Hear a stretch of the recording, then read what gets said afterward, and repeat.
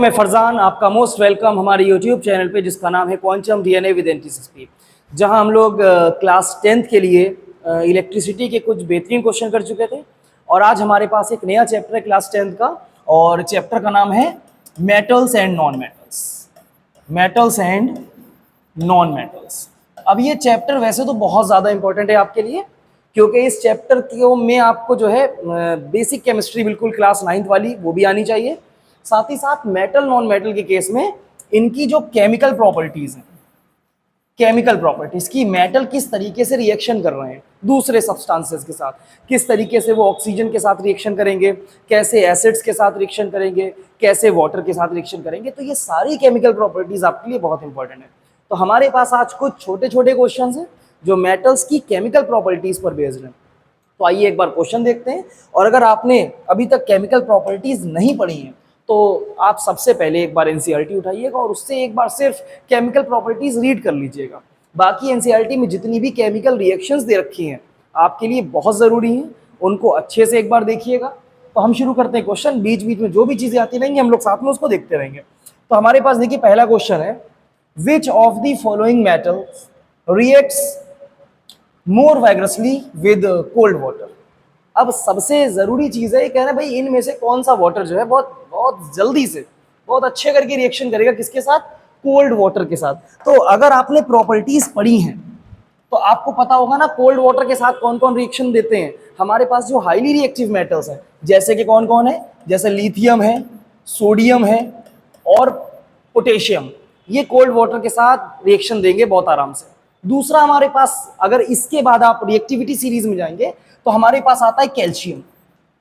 Cold water के साथ इनके कंपैरिजन में कैल्शियम जो है वो थोड़ा सा बाद में रिएक्शन देगा, उतना फास्ट रिएक्शन नहीं देगा। लेकिन हमारे पास जो ऑप्शंस है एक बार उन ऑप्शंस को देखते हैं। तो सबसे पहला कॉपर, पहली बात तो कॉपर रिएक्शन नहीं देगा ना, लीस्ट रिएक्टिव में आता है। बी पे जिंक, फिर कैल्शियम, फिर सिल्वर। अगर हमारे ऑप्शंस में देखिए लिथियम, सोडियम, पोटेशियम और कैल्शियम होते तब कैल्शियम के पास कोई भी ऑप्शन नहीं था भाई, कि कोई भी चांस नहीं था कि वो इनसे तेज रिएक्शन दे दे। लेकिन अब बाकी जो मेटल्स हैं हमारे पास देखिए वो कैल्शियम से लेस रिएक्टिव है। तो जब वो कैल्शियम से लेस रिएक्टिव है तो आप वहां पर किसको फिर जल्दी से किसको आंसर में उठाएंगे? हम उठाएंगे आंसर में कैल्शियम को। तो आप इतना ध्यान रखेंगे, इनके कंपेरिजन में कैल्शियम कोल्ड वाटर के साथ रिएक्शन देगा। लेकिन अगर बात करेंगे लिथियम, सोडियम, पोटेशियम और कैल्शियम, तो उसमें हमारे पास लिथियम, सोडियम, पोटेशियम कैल्शियम से फास्ट रिएक्शन देते हैं। अब हमारे पास एक क्वेश्चन भी है कि why some metals are more reactive, कि कुछ मेटल्स भाई ज्यादा रिएक्टिव क्यों हैं। हमने एक अलग से टॉपिक पढ़ रखा है रिएक्टिविटी सीरीज ऑफ मेटल्स, तो उस सीरीज में हमें बताया गया कि कुछ मेटल ज्यादा रिएक्टिव क्यों हैं। अच्छा, मेटल्स का रिएक्टिव होना किस बात पर डिपेंड करेगा? जैसे हमारे पास कोई मेटल है, तो हमारे पास सोडियम का एग्जाम्पल लेते हैं। सोडियम का नंबर 11 है ना, तो नंबर 11 को आप ऐसा बनाते हैं 2, 8 और 1, ये के, एल और एम में, ये सब क्लास 9th में आपने पढ़ा था। तो जब हम इसके इलेक्ट्रॉन फिल करते हैं तो देखिए वैलेंस इलेक्ट्रॉन 1 है। अब इसको अपना एक इलेक्ट्रॉन क्या करना है? डोनेट करना है। तो सोडियम को एक इलेक्ट्रॉन लूज करना है। फिर अगर बात आती है ना मैग्नीशियम की, तो मैग्नीशियम का नंबर रहता है 12 और इसका लिखते हैं 2, 8 और 2। यहां पर देखिए इसको 2 इलेक्ट्रॉन लूज करने हैं अपने। तो हमारा कोई मेटल ज्यादा रिएक्टिव है या कोई मेटल लेस रिएक्टिव है, वो इस बात से डिपेंड होगा कि उसके पास कितना, वो मतलब कितना फास्ट अपना इलेक्ट्रॉन डोनेट कर देगा। जितना ज्यादा जल्दी वो अपना इलेक्ट्रॉन डोनेट करेगा, लूज करेगा अपने इलेक्ट्रॉन को, उतना ज्यादा मेटल हमारा क्या होगा? रिएक्टिव होगा। तो ऐसे आपको सभी मेटल्स के बारे में एक सीरीज भी दी हुई है जिसको हम बोलते हैं ना reactivity series of metals.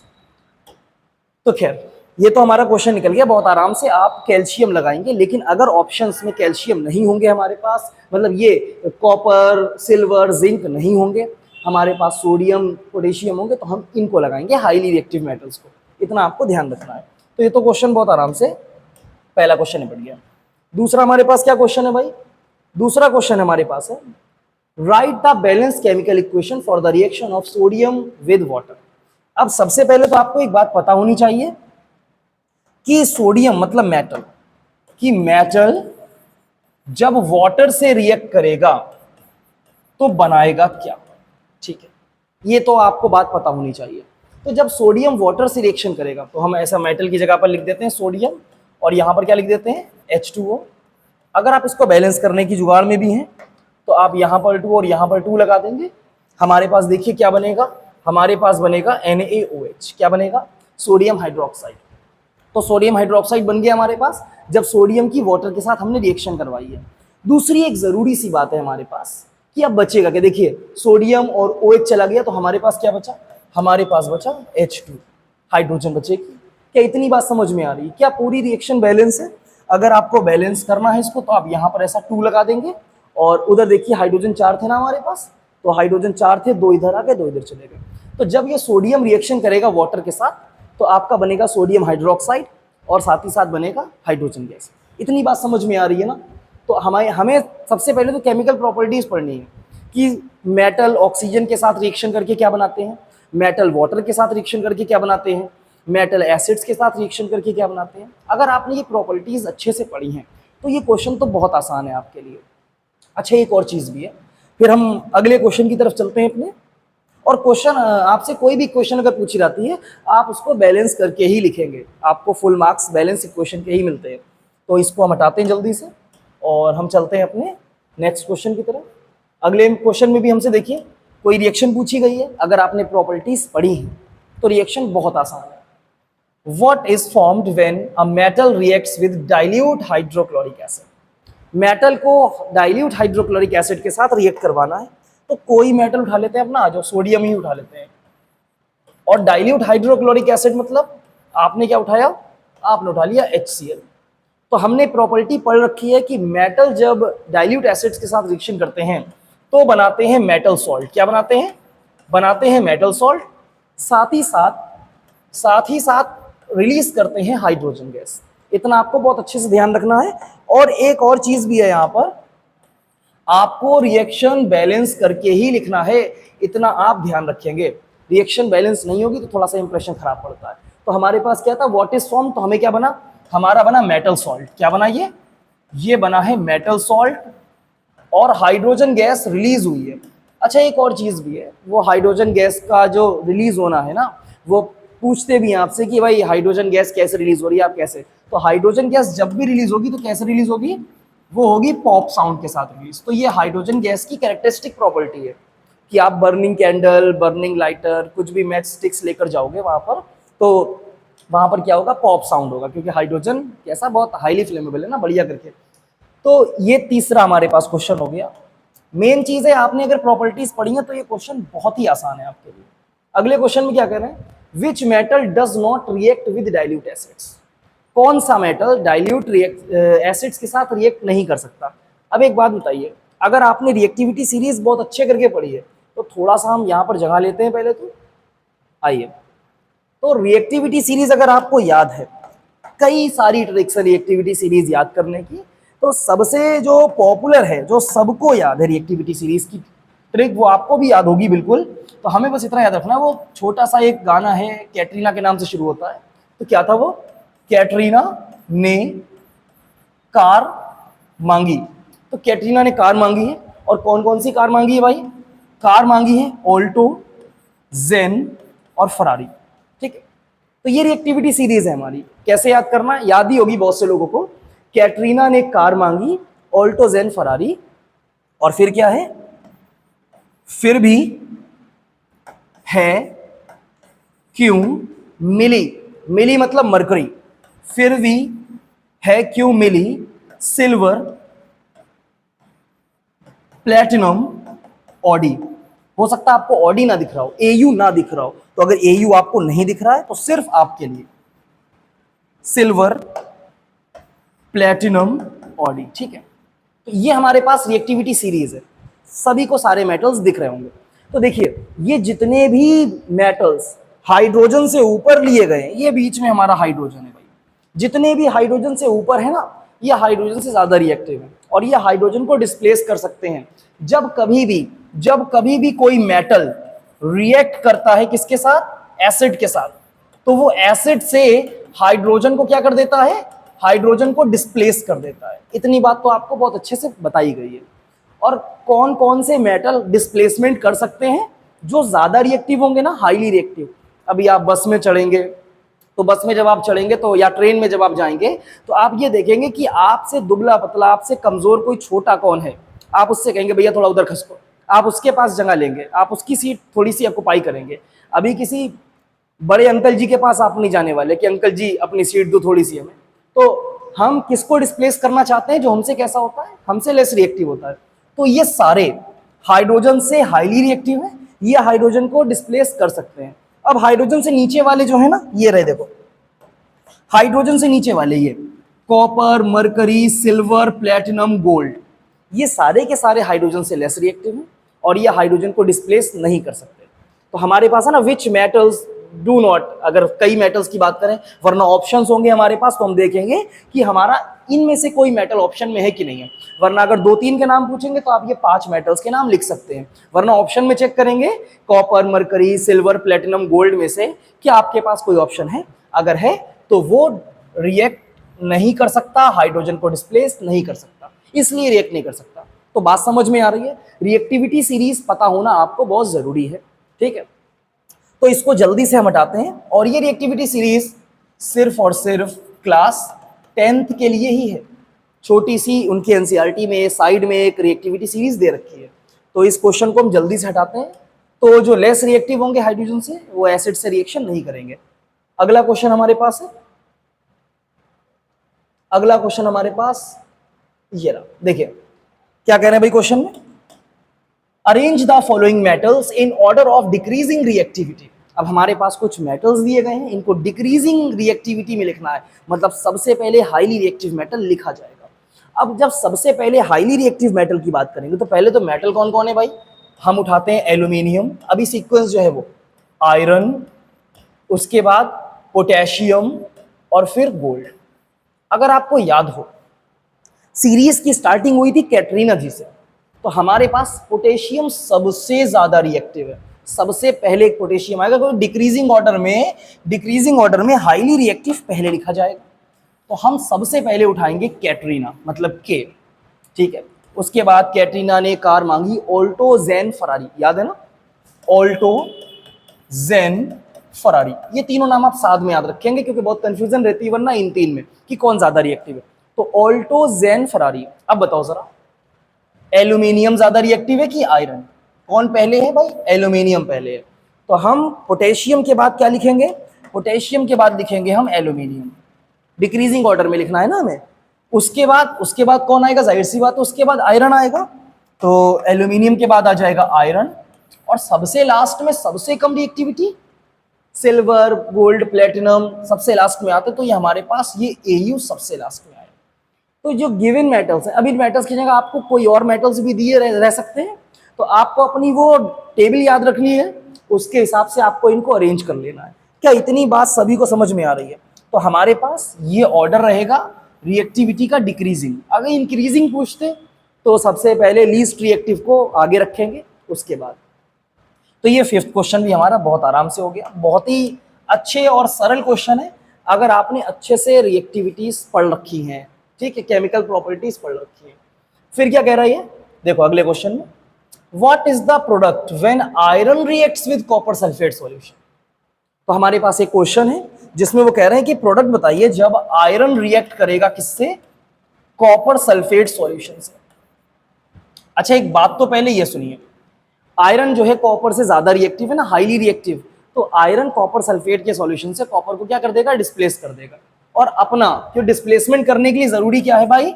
Displacement के लिए जरूरी है कि जो मेटल आप ले रहे हैं सॉल्यूशन से रिएक्शन करवाने के लिए, वो हाईली रिएक्टिव होगा तभी रिएक्शन होगी। मान लीजिए इधर कॉपर होता, इधर आयरन सल्फेट होता, तो कोई रिएक्शन नहीं होती। इतना भी ध्यान रखना है, क्योंकि लेस रिएक्टिव हाईली रिएक्टिव को डिस्प्लेस नहीं कर सकता है।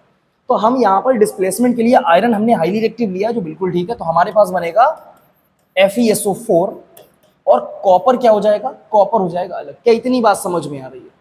ये चीजें हमें बिल्कुल ध्यान रखनी है। और ये चीजें ध्यान कैसे होंगी? जब आप पढ़ेंगे, क्या पढ़ेंगे भाई? आप पढ़ेंगे केमिकल प्रॉपर्टीज ऑफ मेटल्स। बहुत ज्यादा इंपॉर्टेंट प्रॉपर्टीज है। आपके पास हर मेटल की अलग प्रॉपर्टी है कि कोल्ड वाटर के साथ कौन रिएक्शन करेगा, हॉट वाटर के साथ कौन करेगा, स्टीम के साथ कौन करेगा, किस तरीके से वो ऑक्साइड बनाएंगे। तो हमारे पास एक छोटी सी रिएक्शन थी है। अगले क्वेश्चन में हमसे कह रहे हैं, why is gold used in the making jewellery. Gold का यूज क्यों कर रहा है? क्योंकि वो बहुत महंगा होता है, अच्छा होता है, देखने में सुंदर लगता है, इसलिए गोल्ड का यूज कर रहे हैं। गोल्ड को अगर आप देखेंगे तो रिएक्टिविटी सीरीज में सबसे लास्ट में, सबसे लास्ट में ना, सबसे लास्ट में मतलब गोल्ड जो हमारे पास है ये कैसा मेटल है, ये है लीस्ट रिएक्टिव, ये है लीस्ट रिएक्टिव मेटल। गोल्ड है, सिल्वर है, प्लेटिनम है, ये सारे के सारे रिएक्टिविटी सीरीज के बॉटम में आते हैं और ये हमारे पास लीस्ट रिएक्टिव मेटल है। मतलब इन पर ऑक्सीजन का, इन पर वाटर का और इन पर एसिड्स का कोई भी फर्क नहीं पड़ने वाला, ठीक है। अब जब कोई फर्क नहीं पड़ रहा, कुछ भी नहीं हो रहा, कोरोजन भी नहीं हो रहा, ठीक है, तो फिर बहुत अच्छा रहेगा ना अगर हम ज्वेलरी बना रहे हैं, मतलब हमारी ज्वेलरी खराब नहीं होगी, ऐसा होगा ना। तो इसीलिए हम यूज कर रहे हैं क्योंकि हमारा जो गोल्ड है वो कैसा है, लीस्ट रिएक्टिव मेटल है और इजिली वो डैमेज नहीं होता। फिर हमारे पास एक क्वेश्चन आता है जिसका आंसर आप लोग कमेंट बॉक्स में देंगे। फिर ऐसा क्या इंतजाम है कि भाई एसिड का भी कोई फर्क नहीं पड़ रहा, ऐसा क्या कोई इंतजाम है जिसमें आप गोल्ड को, प्लेटिनम को, सिल्वर को रिएक्शन करवा सकते हैं? है कोई ऐसा क्या एक नाम? अगर कोई एक ऐसा नाम है किसी कंपाउंड का, किसी मिक्सचर का, तो आप उसके नाम को कमेंट बॉक्स में लिखेंगे। क्या बात समझ में आ रही है? कौन है वो जो गोल्ड को, प्लेटिनम को, ये लीस्ट रिएक्टिव मेटल्स हैं, इनको भी रिएक्ट करवा लेगा? तो वो आंसर आप भेजेंगे कमेंट में। बात समझ में आ रही क्या? अगला क्वेश्चन है भाई, अगला क्वेश्चन देखिए। क्वेश्चन में क्या कह रहे हैं हमसे, which gas is released when metal reacts with acids. अभी पढ़ा था हमने कि मेटल प्लस एसिड, हाँ भाई, तो बनेगा हमारे पास मेटल सॉल्ट। क्या बनेगा? हमारे पास बनेगा मेटल सॉल्ट। और अभी अभी हमने पढ़ा था कि मेटल्स जो हाइड्रोजन से हाईली रिएक्टिव हैं वो एसिड्स के साथ रिएक्शन करेंगे और कौन सी गैस रिलीज करते हैं? हाइड्रोजन गैस रिलीज करते हैं, ठीक है। तो which gas is released when metals react with acids, तो कौन सी गैस रिलीज होगी? हाइड्रोजन गैस रिलीज होगी। सेम क्वेश्चन पढ़ चुके हैं। फिर लिखा how can it be tested, कैसे टेस्ट करेंगे? बिल्कुल अभी पढ़ा था भाई, पीछे ही पढ़ा था। कैसे टेस्ट करेंगे जल्दी बताइए, जल्दी जी। पॉप साउंड के साथ बर्निंग होगी हाइड्रोजन गैस की, ठीक है। तो बहुत आसान क्वेश्चन है ये भी। दूसरा क्वेश्चन हमारे पास है, आइए क्वेश्चन नंबर 9। और इसमें जो हमारे पास क्वेश्चन है ना वो एक्टिविटीज के क्वेश्चन भी हैं, तो आप थोड़ा सा ध्यान रखिएगा। हमारे पास एनसीईआरटी की जो एक्टिविटीज हैं आपके लिए बहुत जरूरी होने वाली है, ठीक है। तो क्वेश्चन हमारे पास है, what happens when magnesium ribbon is burned in air, कि मैग्नीशियम रिबन को जब आप बर्न करेंगे तो क्या होगा। तो सबसे पहले तो बर्निंग के लिए आपको ऑक्सीजन चाहिए, ठीक है, इतना ध्यान रखेंगे, बिना ऑक्सीजन बर्निंग नहीं होती। तो अपना मैग्नीशियम रिबन ये रहा और हम इसकी बर्निंग करवा रहे हैं, मतलब ऑक्सीजन के साथ रिएक्शन करवा रहे हैं। तो 2Mg + O2 गिव्स, अच्छा बर्निंग करवा रहे हैं एयर में, मतलब ऑक्सीजन के साथ बर्निंग हो रही है। तो व्हाट हैपन, क्या होगा? बर्निंग होगी और बनेगा मैग्नीशियम ऑक्साइड। अच्छा एक चीज और भी है, ये जो मैग्नीशियम ऑक्साइड बनेगा, अगर आपने एक्टिविटी पढ़ी है एनसीईआरटी की, तो ये मैग्नीशियम ऑक्साइड किस फॉर्म में बनेगा? ये बनेगा पाउडर की फॉर्म में, ठीक है। मैग्नीशियम ऑक्साइड पाउडर मिलता है आपको। राइट द केमिकल इक्वेशन, तो ये हमारे पास केमिकल इक्वेशन है।